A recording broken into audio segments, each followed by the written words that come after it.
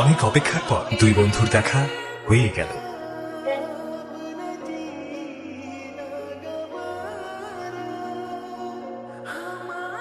Surprise?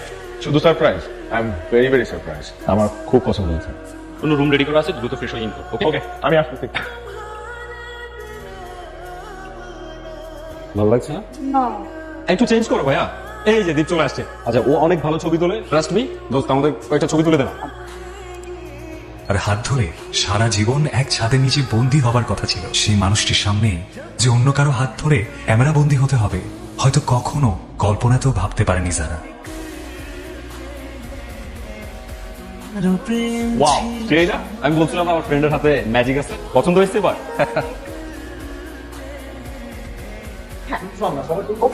দীপ, আজকে কিন্তু আমার বৌমা এই মোরগ পোলাওটা রান্না করেছে, দেখো ভালো করে।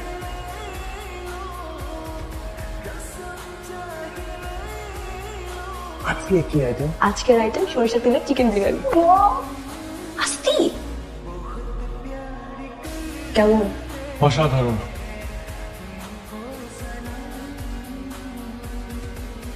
কেমন হয়েছে মা? খুব ভালো, খুবই ভালো।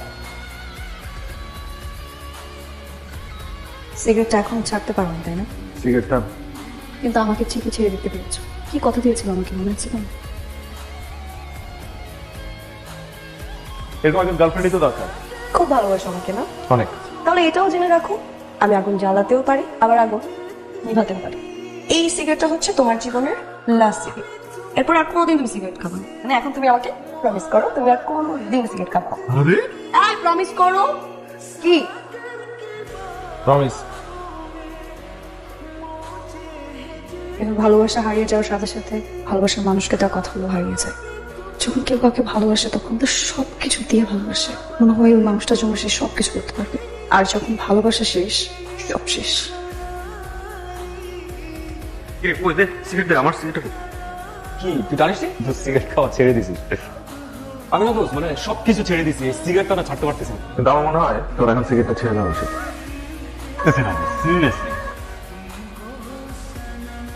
আজ জারা আর ফয়সালের মেহেদি সন্ধ্যা। সমস্ত আয়োজন চলছে, দু পরিবারে যেন আনন্দের সীমা নেই। সবকিছুই ঠিকঠাক, কিন্তু দীপ আর জারার মনের অবস্থাটা কি?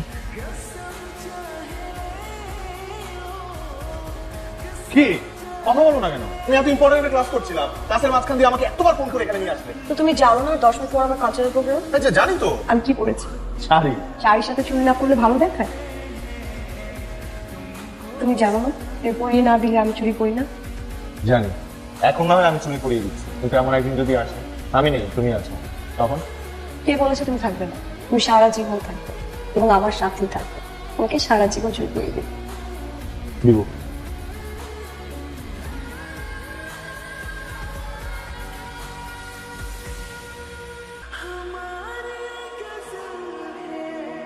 এখনো নিচে নিচে চুরি পড়া শেখনি না?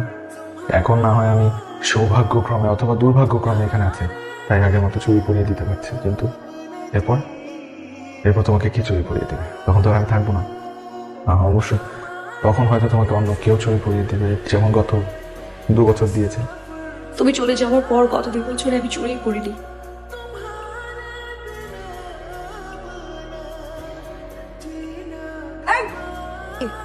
মেহেদি দেয়া এখনো শুরুই করনি? কখন শুরু করবে? কত দেরি হয়ে গেল। যে মেয়েটা মেহেদি দিবে ও তো এখনো এসে পৌঁছায়নি। কি বলো? এখনো মেয়েটা এসেই পৌঁছায়নি? কখন আসবে আর কখন মেহেদি দিবে আর কখন আমি অনুষ্ঠান শুরু করব? দাদু, কত দূর মেহেদি? আর বলিস না, যেটা মেহেদি লাগাবে সে এখনো এসে পৌঁছায়নি। কি মুশকিলের মধ্যে পড়লাম বলতো? সেরকম মেহেদি দিতে পারো না তোমরা? কি করা যায়? দিতে পারে মা, ও এত জোস, সুন্দর করে মেহেদি দিতে পারে। তো আরে দোস্ত, নাইস। আমার কথাটা সব এমবারাস করতেছিস তুই আমাকে। এটা তো বিয়ের অনুষ্ঠান, এখানে আমি আমার ওয়াইফ। দিয়ে দাও না বাবা, এখন তো আর কেউ নেই তুমি ছাড়া। আজকে কোনো আর না নেই, এসো। শুরু কর। আরে মিউজিক কোথায়? মিউজিক অন করো না। যে মেহেদির রং দিয়ে দীপ জারার হাতে নিজের নাম দেখতে চেয়েছিল, সেই মেহেদির রঙে আজ জারার হাতে রাঙিয়ে দিচ্ছে অন্যের নাম। তবে কি ভাগ্যরেখায় দ্বীপের হাতে জারার নাম লেখা নেই? অনেক সুন্দর হচ্ছে তো। মনে হচ্ছে ভাইয়ের লাইফে বেস্ট মেয়ে ছিল এটা। হয়তো আমি আমার লাইফের বেস্ট মেহেদি দেওয়াটা আজকের জন্য বাঁচিয়ে রেখেছিলাম।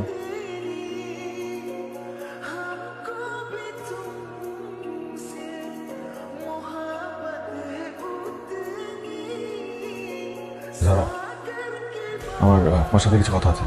তিনি অসাভক্তি মানুষ। তোমাকে এই কথাগুলো এখনই বলতে হবে। আমার হাতে সময় নেই, ইনফ্যাক্ট আমাদের কারো হাতেই সময় নেই। যারা দেখো, তুমি আমার কাছে আল্লাহর বাস্তে আর কোনো কিছু লুকায় না। তোমার চোখ দেখে আমি স্পষ্ট বলে দিতে পারছি তুমি এখনো আমাকে আগের মতোই ভালোবাসো। যারা কেন তাহলে এই সব? কথাগুলো তুমি এতদিন কেন বলনি? কারণ আমি তোমার অপেক্ষায় ছিলাম। আমার মনে হয়েছিল তুমি যদি আমাকে সত্যি ভালোবেসে থাকো তাহলে তুমি আমার কাছে ফিরে আসো। আমিও তাই ভেবেছিলাম, অপেক্ষা আমিও করেছিলাম। তাহলে কেন ইচ্ছার বিরুদ্ধে বিয়ে করছো? আমার মনে হয় তুমি একটু ঠান্ডা হতে চিন্তা করো। আমরা আবার আগের মতো হতে পারি না। না, গিয়ে বলে দাও না, তুমি ফয়সালকে গিয়ে বলে দাও। তুমি প্রয়োজনে তোমার পরিবারকে বলো তুমি এখানে ভালো থাকবে না। Please try to understand.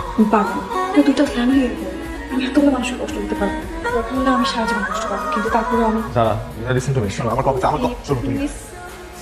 যারা কই তোমার হলো? তুমি চিন্তা করে দাও, প্লিজ যাও যারা যাও। যারা এই তো আসছি। ওকে, একটু দ্রুত করো প্লিজ।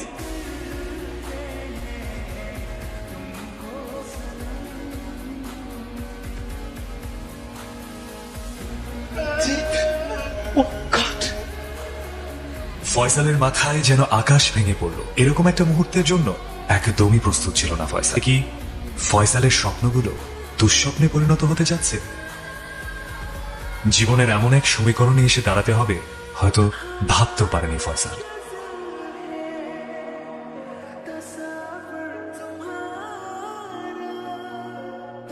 গল্পের শেষটা আসলে কোথায় হবে?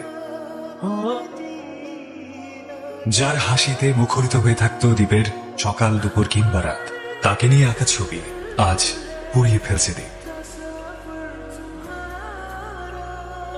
কতদিনের সম্পর্ক তোদের? ব্রেকআপ হয়েছিল কেন তোদের? যারাকে ভালোবাসতি? যারা তুমি ভালোবাসতো? বাসেই তো না বাসলে আমার চোখের সামনে আমার ফিয়ান্স আই কন্টাক্ট দিনের পর দিন আমার বেস্ট ফ্রেন্ড করে গেছে, অথচ আমি একটা বার বুঝতে পারিনি। কত বড় স্টুপিড আমি! তোর তো কথা বলার বুকি নাই, শালা বেঈমান। তুই তো আমার চেয়ে যারাকে অনেক বেশি ভালোবাসিস। তুই এই কথাটা আমাকে একটা বার বলতে পারলি না? তাহলে আমি তো কিসের বেস্ট ফ্রেন্ড? তুই কি ভেবেছিস তোকে কষ্ট দিয়ে আমি যারাকে বিয়ে করে হ্যাপি থাকবো? আমি চাই যারা সারা জীবন শুধু তোরই থাকুক। আমার বেস্ট ফ্রেন্ডকে কষ্ট দিয়ে আমি কখনো ভালো থাকতে পারি। তুই যেমন আমাকে কষ্ট দিয়ে ভালো থাকতে পারবি না, আমিও ঠিক তেমনি তোকে কষ্ট দিয়ে ভালো থাকতে পারবো না। কিন্তু কাউকে না কাউকে তো কষ্ট পেতেই হবে।